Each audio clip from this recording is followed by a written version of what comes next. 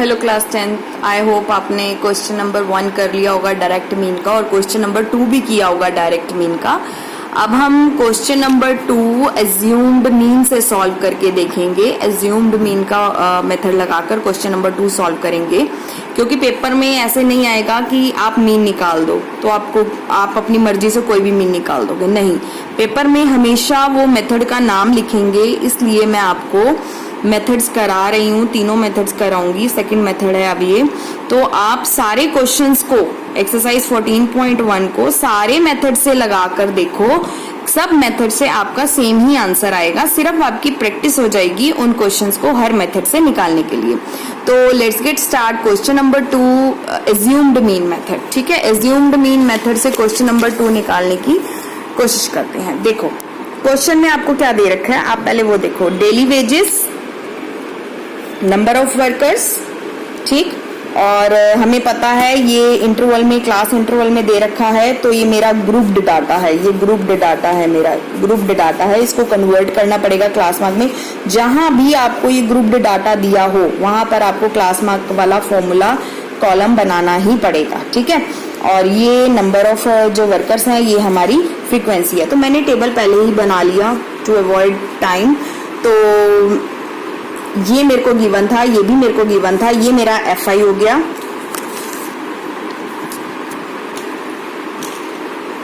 ये मेरा हो गया FI, क्योंकि नंबर ऑफ जो होता है वो हमेशा FI होता है हमारा, ठीक है।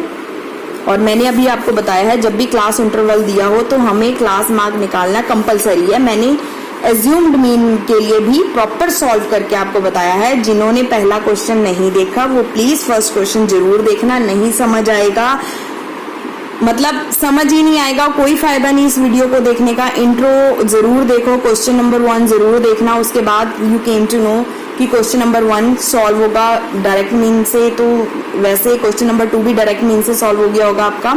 अब ये क्लास मार्क मैंने ऑलरेडी निकाल लिया, क्योंकि मैंने क्वेश्चन नंबर 1 में आपको बता दिया था क्लास मार्क कैसे निकालते हैं। सर्कल वाली वैल्यू मेरी XI हो गई, क्लास मार्क जो निकालते हैं वो XI होता है हमारा, क्योंकि वो अनग्रुप्ड डाटा में कन्वर्ट हो जाता है। ये मेरा ग्रुप्ड डाटा हो गया, ये मेरा अनग्रुप्ड डाटा हो गया। तो मैं अनग्रुप्ड डाटा नहीं लिखूंगी, मैं इसको XI लिख दूंगी। अब मेरे को एज्यूम्ड मीन निकालने के लिए मेरे को जो A है, एज्यूम्ड है, वो मेरे को इमेजिनेटिव वैल्यू लेनी होगी।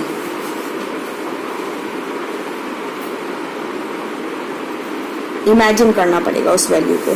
तो हम ऑलवेज क्या करते हैं, जितना भी हमें ऑब्जर्वेशन दिया होता है ना, हम उसके सेंटर वाली वैल्यू उठा लेते हैं। जैसे 1 2, ऊपर से 2 स्किप कर दिए, नीचे से 2 नंबर स्किप कर दिए, तो ये जो मेरी ये वाली वैल्यू है, ये मैं 150 एज्यूम्ड कर लूंगी। तो A मैं मान लूंगी 150, ठीक। अगर 2 होती, सेंटर में 2 रह जाती तो दोनों में से कोई भी, वैसे आप कोई भी मान सकते हो, पर जनरली हम सेंटर वाली मिडल ऑप्शन ज्यादा यूज करते हैं। अच्छा, अब ये XI यहां तक तो हमने क्वेश्चन नंबर 1 में भी किया था। अब हमें निकालना है DI। जो DI है ना मेरा, वो XI माइनस A है, XI माइनस A मैंने एज्यूम कर ली 150, तो XI मेरी ये रही, और उसमें से हर बार माइनस A करना पड़ेगा। मैंने जैसे यहाँ पर लिखा है, आप देखो, XI माइनस A में मैंने क्या लिखा है, आप देखो। XI की जगह XI वाली वैल्यूज मैंने सारी लिख दी हैं। अब माइनस A करना है। माइनस A का मतलब कि हर बार मैं 150 माइनस कर दूंगी, 150 माइनस 150 माइनस 150 माइनस 150 और माइनस 150। इनको सॉल्व करके जो आंसर निकलेगा वो मेरी DI की वैल्यू होगी, ठीक। इनको सॉल्व करके जो निकलेगा वो मेरी DI की वैल्यू होगी, ठीक। तो माइनस करो, 110 में से माइनस 150 करेंगे तो कितना हो जाएगा, 150 माइनस करेंगे ना तो माइनस में भी वैल्यू आएगी, इसमें -40, ठीक। इसमें से माइनस करेंगे तो माइनस कितनी आ जाएगी, -20, ठीक। फिर 150 में से 150 0, ठीक। और यहाँ पर 20 प्लस की, और यहाँ पर भी 40 प्लस की, ये आ गया मेरा DI। ये मेरा DI निकलेगा यहाँ पर, ठीक। xi हमें निकालना पड़ेगा, जब भी ग्रुप्ड डाटा होगा तो xi निकालना ही निकालना है, ठीक। उसके बाद एज्यूम्ड मीन के लिए हमें इमेजिनेटिव वैल्यू इसमें से, इस xi में से उठानी पड़ेगी, तो मैंने 150 मान ली, ठीक है। उसको सॉल्व कर दिया, di निकाल लिया। अब मुझे मल्टीप्लाई करना है fi और di को, fi और di को। डायरेक्ट मीन में हमने fi xi किया था, लेकिन एज्यूम्ड मीन में हम fi di करेंगे। तो मल्टीप्लाई करते हैं, 12 मल्टीप्लाई -40, 14 मल्टीप्लाई -20, ठीक। 8 मल्टीप्लाई 0, ठीक। और यहाँ पर 6 मल्टीप्लाई 20 और 10 मल्टीप्लाई 40, ये जो वैल्यू निकलेगी मेरी fi di हो जाएगी। यहाँ पर इसको प्लस करना है हमें पहले की तरह, तो इनको जब प्लस करेंगे 12 प्लस 14 प्लस 8 प्लस 6 प्लस 10 करेंगे तो सिग्मा fi आ जाएगा मेरा 50, ठीक। अब इसको सॉल्व करते हैं, इन दोनों को मल्टीप्लाई करेंगे, माइनस में वैल्यू आएगी 480, इन दोनों को मल्टीप्लाई करेंगे, माइनस में वैल्यू आएगी 280, मल्टीप्लाई 0 0, प्लस का 120 और प्लस का 400। अब इसको जब आप ऐड करोगे ना, fi सिग्मा fi और di निकालने के लिए जब आप इसको ऐड करोगे ना, हमेशा याद रखना पॉजिटिव टर्म्स और नेगेटिव टर्म्स अलग अलग ऐड होंगी, क्योंकि बड़ी छोटी डिजिट का साइन लगेगा फिर, ठीक है।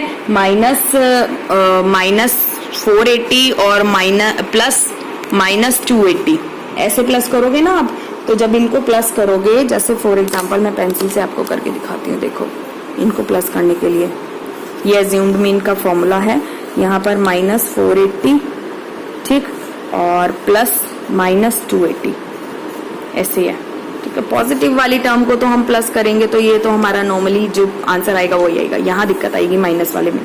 तो -480 और -280 प्लस करेंगे तो हो जाएगा 480 और 280,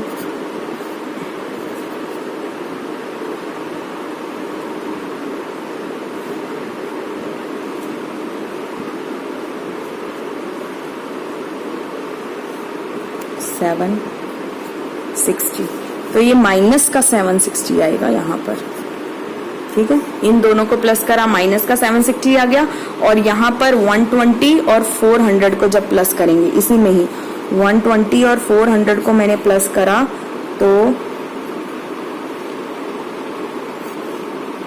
520 हो गया।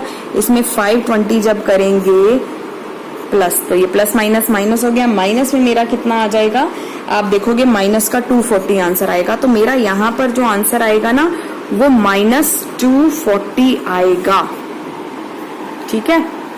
इसको सॉल्व करके मेरा -240 आएगा। और प्लीज कैलकुलेटर मत यूज करना, कैलकुलेशंस खुद से करना, ताकि आपका कहीं भी गलती होगी तो आपको अपनी गलती खुद पता चलेगी। अगर आप डायरेक्टली कैलकुलेटर यूज करोगे तो आपको अपनी मिस्टेक नहीं पता चलेगी, एग्जाम में कैलकुलेशंस करना मुश्किल हो जाएगा आपके लिए, ठीक है। तो FIDI मेरा 240 हो गया, ठीक। अब हम फॉर्मूला में वैल्यू पुट करेंगे। देखो A मैंने माना, A मैंने 150,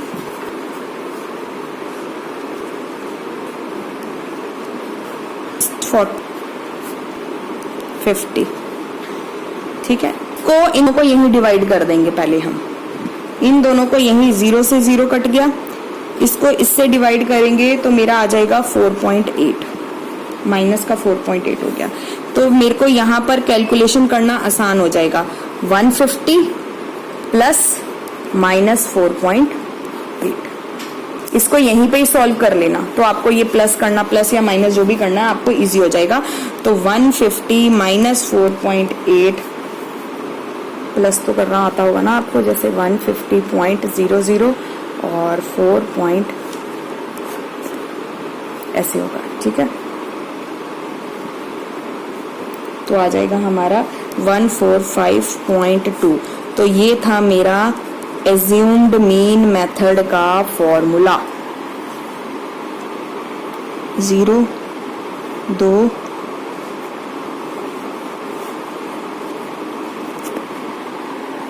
ये था मेरा एज्यूम्ड मीन मेथड का फॉर्मूला। मैंने पूरे स्टेप बाय स्टेप आपको समझाया है, कहीं दिक्कत नहीं आएगी अगर आप स्टेप बाय स्टेप ही चलोगे। अगर आपने कहीं से भी कुछ मिस किया तो आपका पूरा क्वेश्चन गलत हो जाएगा। ये रहा एज्यूम्ड मीन मेथड का फॉर्मूला, ठीक है। ये हमारा आंसर आ गया, खत्म हो गया क्वेश्चन हमारा। अब आप क्वेश्चन नंबर 1 और क्वेश्चन नंबर 2 डायरेक्ट और एज्यूम्ड मीन मेथड से आप क्वेश्चंस बाकी सॉल्व करना स्टार्ट कर दो सारे। और एक मेथड रह जाएगा स्टेप डेविएशन, वो मैं नेक्स्ट वीडियो में आपको सेंड करूंगी। उसके बाद मैं एक्सरसाइज खत्म कर दूंगी, क्योंकि आपको किसी भी मेथड को लगाकर ये पूरी एक्सरसाइज सॉल्व करनी पड़ेगी। जहां मेथड का नाम लिखा है उस मेथड को उसी मेथड से सॉल्व करना पड़ेगा, उस क्वेश्चन को उसी मेथड से सॉल्व करना पड़ेगा। Till then take care, practice well, अच्छी तरह प्रैक्टिस कर लो, लिख लो, क्वेश्चन को अलग अलग मेथड से सॉल्व करके देखो, आंसर सेम आएंगे। कहीं पर अगर प्रॉब्लम आती है you can message me. Till then take care.